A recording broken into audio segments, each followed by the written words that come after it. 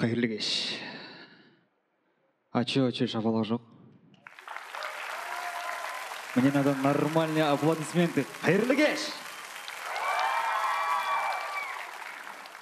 Есімім Заманбек. Жасым 23-те. Түрім 15-те. Жалпы, бұл жолы айттым деп тұрған жоқ. 23 жыл өмір сүрдім.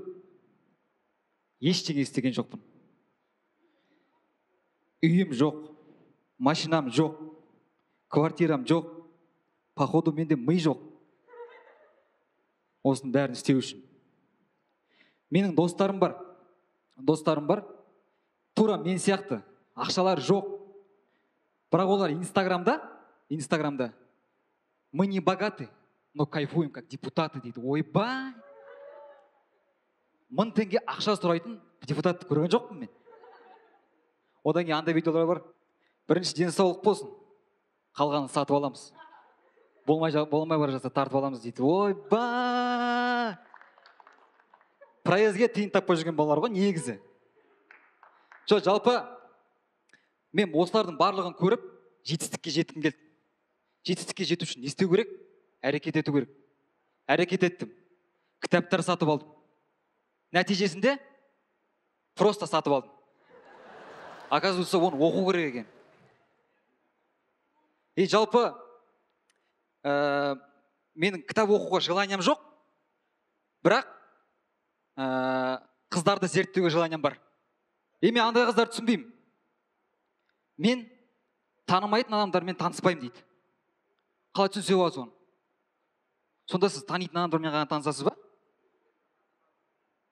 Сосын негізі статистика бойынша бір жігіттің басына 8 қыздан келеді.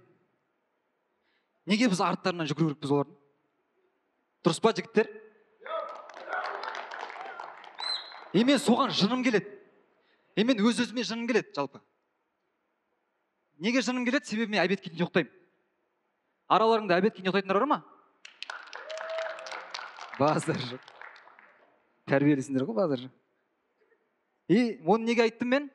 Себебі мен жалқау адаммын. Еріншекпін.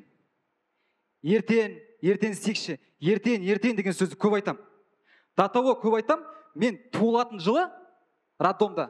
Мына бала бүгін туылады дегенде мен ертеңде туылғам ғой. До того, мен осы жобаға шақырған кезде мені айтты. Сен осы жобаға күлкілі әзіл алып кел деді. Мен күлкілі әзіл жазуға еріндім. Сондықтан да қазір мен бір күлкінішті емес әзіл айтсам, ренжімеңіздер.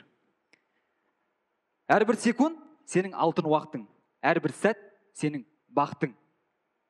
Әрбір сәтін, секундын арманына, қадамға жұмсап жүрген мен Заманбек Жұмахан. Рахмет, біздің шоу!